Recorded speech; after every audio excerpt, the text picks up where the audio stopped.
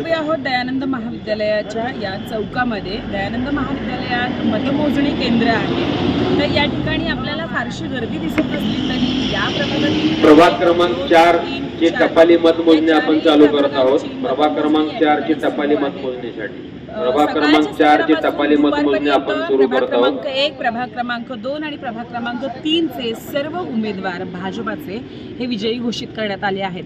आणि विशेष म्हणजे 4 ची आता टपाल मोजणी झाली आहे, सुरू झाली आहे। अद्याप त्याच्या फेऱ्या पूर्ण होणं बाकी आहे। मात्र सर्वच सोलापूरचं लक्ष हे प्रभाग क्रमांक 3 वर केंद्रित होतं, कारण माजी पालकमंत्री आणि सध्याचे आमदार विजयकुमार देशमुख यांचे सुपुत्र डॉक्टर किरण देशमुख हे त्या ठिकाणी उमेदवार म्हणून उभे होते।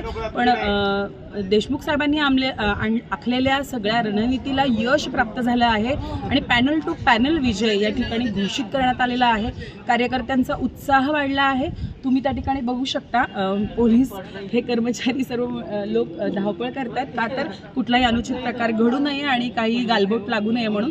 कार्यकर्त्यांचा उत्साह इतका वाढतोय की त्याच्यामध्ये हे भान नको विसरायला की पोलिसांना आपण अधिकचा ताण देऊया। त्यामुळे यंत्रणेला मदत करणं आणि काम करणं आपलं आणि उत्साह आणि आनंद व्यक्त करणं हे काही ठिकाणी पाहायला मिळतात, काही ठिकाणी अतिउत्साह पाहायला मिळतो।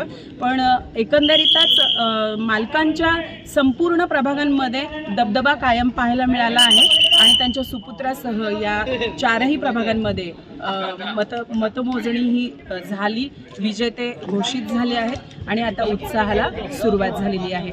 मी अश्विनी तडवळकर, तरुण भारत डिजिटलसाठी कॅमेरामॅन आकांक्षा सोनावणेसह, धन्यवाद।